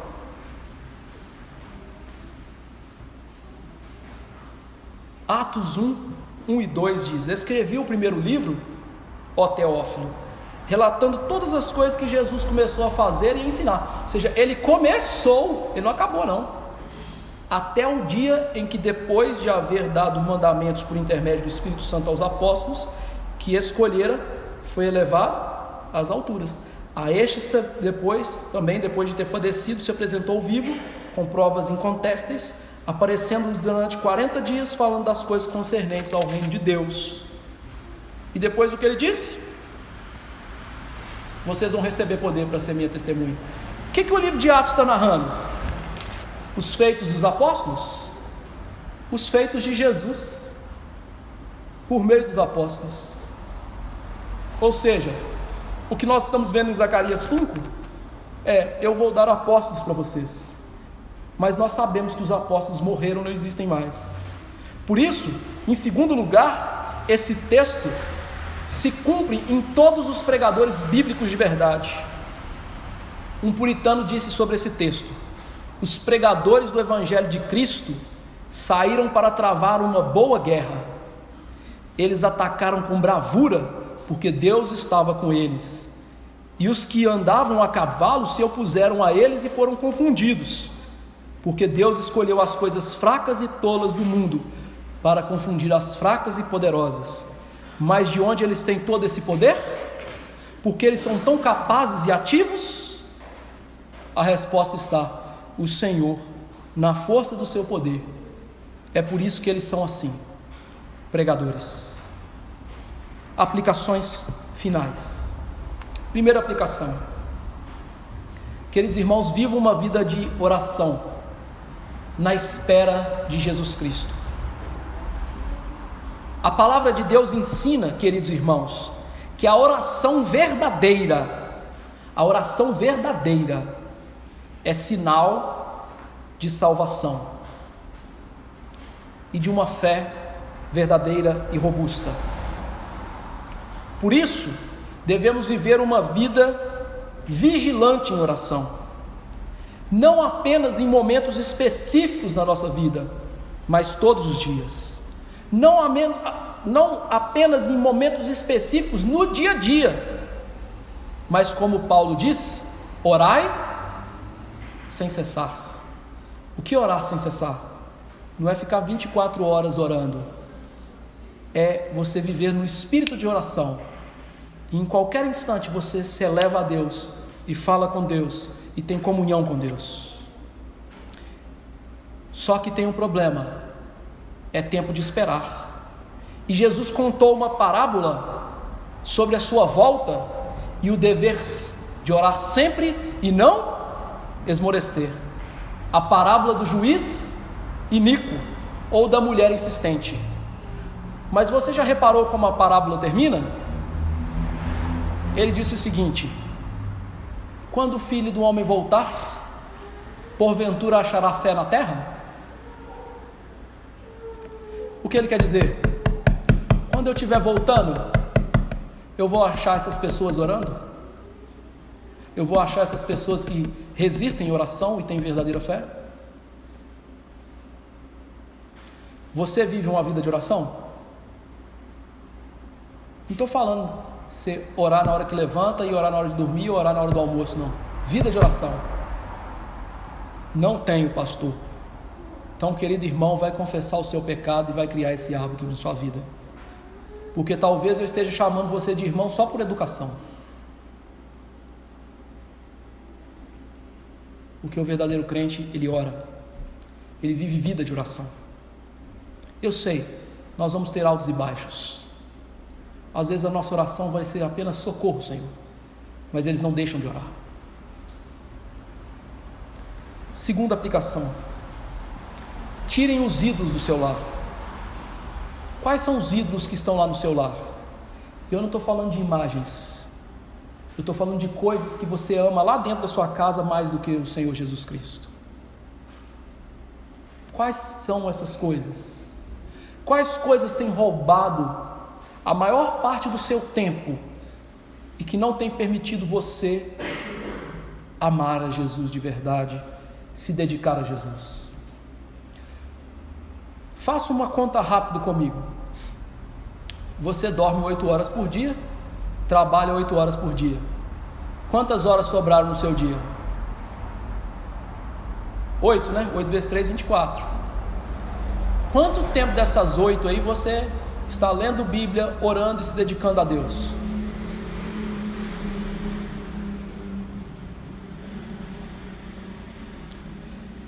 Tirem os ídolos do lar.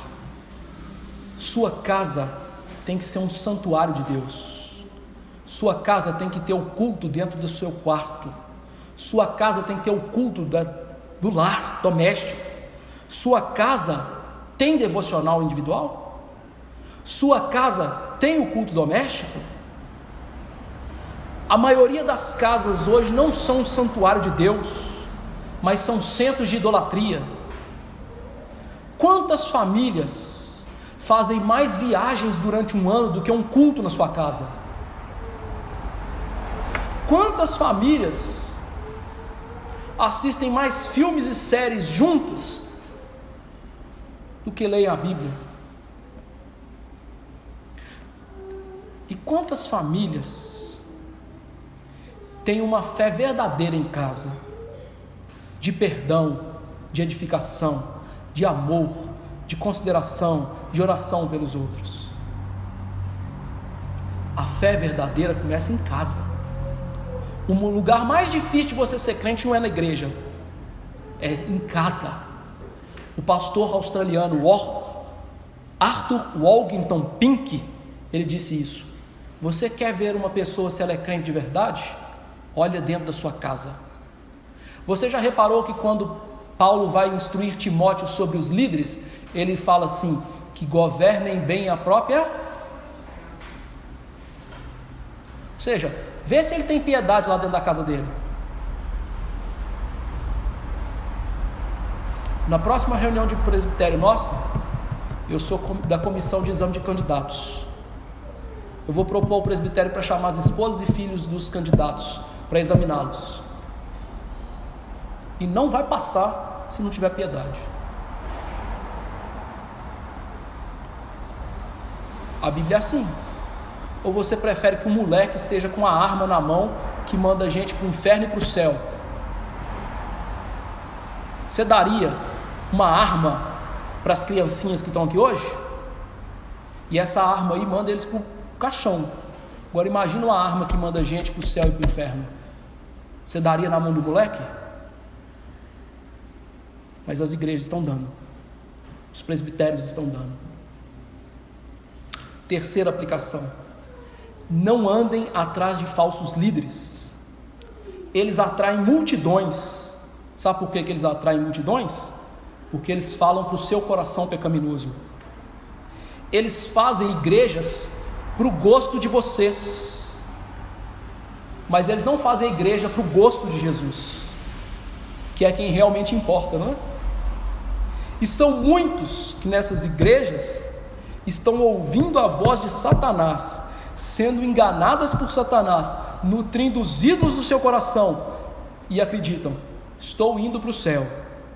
Mas vão ter uma grande surpresa naquele dia, ao ouvir de Jesus: não conheço vocês. Por isso, busque a verdadeira pregação.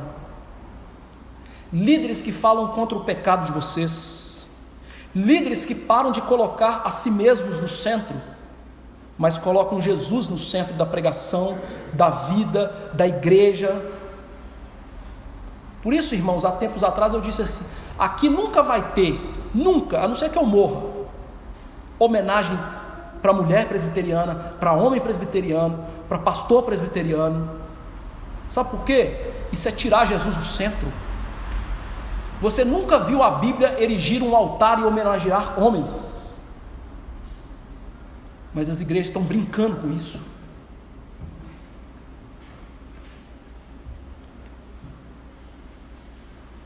Buscar a verdadeira igreja, em que Jesus é o centro, que a palavra é o centro. Sabe, as pessoas hoje estão saindo das igrejas verdadeiras por causa da Bíblia. Não é porque está faltando, é porque tem. E estão indo para igrejas que não tem Bíblia, mas tem coisas legais, programações, musiquinha. Essa é a realidade. Quarta aplicação: ainda que eu seja líder de vocês, nós tenhamos líderes humanos, o verdadeiro líder é Jesus. Mas Jesus usa bons líderes para nos abençoar. E Jesus usa esses bons líderes quando eles pregam de verdade a Bíblia, e o Espírito Santo aplica essa palavra ao coração do seu povo. Mas o verdadeiro líder sempre é Jesus. Eu vou falhar, outros pastores vão falhar, mas Jesus jamais vai falhar. Ele é o pastor divino que está todos os dias conosco, nas lutas, nas provações. Ele é quem de verdade enxuga as nossas lágrimas, quem tira a tristeza da alma. Confie nele, ame esse Jesus, espere por esse Jesus, busque-o enquanto ele pode ser achado, olhe para ele e seja salvo. Quinta e última aplicação: Jesus nos ensinou certa vez: ore para que Deus mande trabalhadores para a sua obra. Por que Jesus fez isso?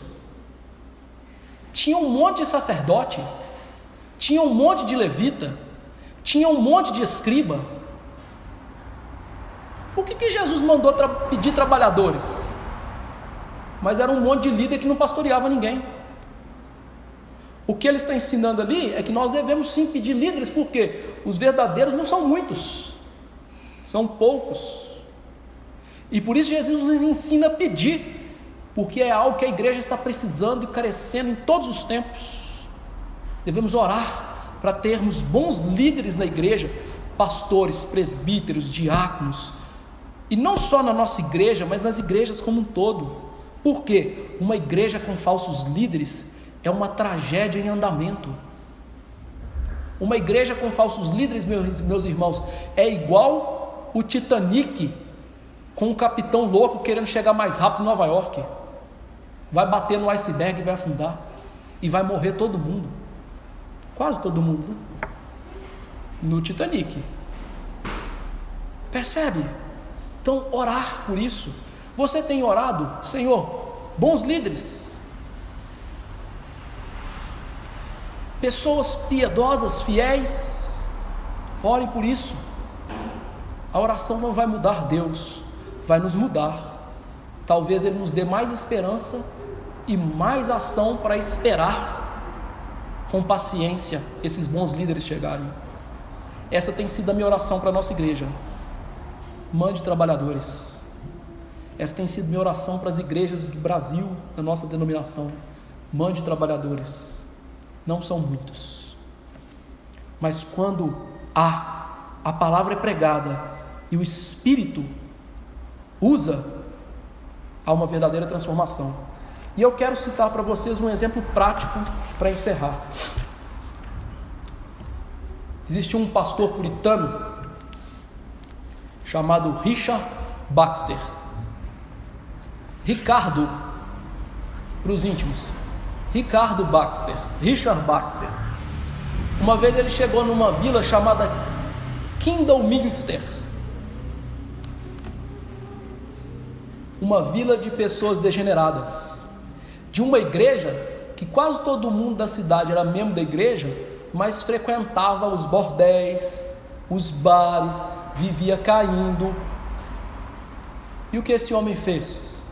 Começou a pregar a Bíblia, começou a ensinar os crentes os catecismos, chamá-los para aprender na igreja com ele, ir na casa deles e perguntar: e aí, o culto doméstico, vou ensinar você a fazer, como que as coisas estão?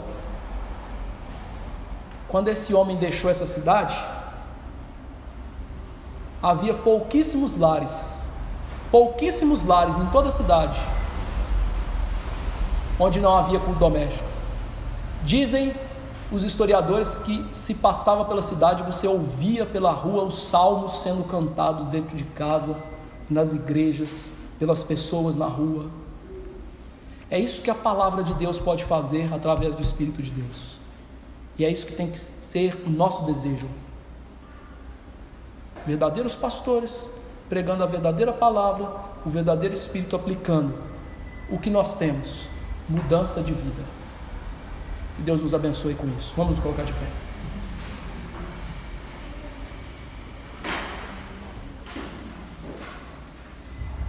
Senhor Deus, Senhor, te louvo por Jesus Cristo, nosso mestre amado, aquele a quem amamos e esperamos, Senhor, a pedra angular a qual estamos firmes, pedra rejeitada pelos construtores, mas não pelos teus eleitos. E não é porque nós somos especiais, mas porque aprove ao Senhor nos dar a graça de crer nele, nos firmar nele, de ter nele a estaca da tenda, Senhor, de receber do seu fardo tão leve por causa do perdão de pecados. Deus, ensina ao meu coração e ao coração dos meus irmãos a lançar todo o fardo de pecado, de ídolos do nosso coração em Cristo, e a receber dele o perdão, a santidade, a vida íntima com o Senhor. Dê graça, ó Deus, para que não ouçamos os falsos líderes, nem a falsa palavra, mas que ouçamos, ó Senhor, a voz do pastor verdadeiro que é teu Filho. Fale aos nossos corações pela palavra sendo exposta e lida. É só assim que o Senhor fala. O Senhor não vai falar no vento, na tempestade, nas teofanias, nos sonhos, nas profecias. O Senhor jamais vai falar assim conosco. Então fala conosco, Senhor, que ao ler a Bíblia, como os discípulos indo para Emaús, nosso coração arda, queime. E claro, nós não veremos Jesus dentro do nosso quarto, mas nós o veremos na palavra pelos olhos da fé. Ensine-nos, ó Deus, a verdade de que nós não precisamos de orar para saber a tua vontade. Nós precisamos de buscá-la na Bíblia, está escrito aí. O Senhor disse que a tua vontade revelada pertence a nós, os nossos filhos, para praticarmos. E as coisas encobertas é que são do Senhor. Então nos ajude a buscar o que está revelado e nos ajude a orar para nos submeter à tua vontade, Senhor, a fazer o que muitas vezes o nosso coração pecaminoso não quer, mas é o certo a se fazer. Nos dê essa graça, nos dê a graça de termos bons líderes nessa igreja. Dê-nos, ó Deus, homens sérios, piedosos, compromissados, valorosos, que amam suas esposas, amam seus filhos e acima de tudo amem o Senhor, que façam um culto doméstico, que ensinem em primeiro lugar o seu coração e depois o coração dos seus familiares. Dê que estes homens estejam presentes nas igrejas do nosso presbitério, nas igrejas da igreja presbiteriana, mas não só isso, nós não somos bairristas, nas igrejas do Senhor, verdadeiras igrejas espalhadas pelo mundo. E eu quero te implorar, nos dê força para viver a vida de oração esperando a volta de Jesus, para que naquele dia não ouçamos, saiam bodes, mas ouçamos de Jesus, vinde benditos de meu Pai, para o reino preparado desde a fundação do mundo. Ah, que glorioso será ouvir isso, Senhor. Nosso desejo seja ouvir essa verdade. Nos dê a graça, Senhor, de ver a nossa geração receber avivamento e reforma. Derrama o teu Espírito, levanta pastores piedosos, faça com que as Escrituras brilhem, para que o teu nome não seja blasfemado entre os gentios, para que as pessoas não digam onde está o Deus daquela igreja, mas elas vejam o Senhor conosco. Eu te imploro em nome de Jesus. Amém. Que a graça da pedra angular, o amor do Deus e Pai do nosso Senhor Jesus Cristo e a consolação do Espírito Santo do Senhor estejam conosco hoje e para sempre. Amém. Deus assentar, queridos irmãos.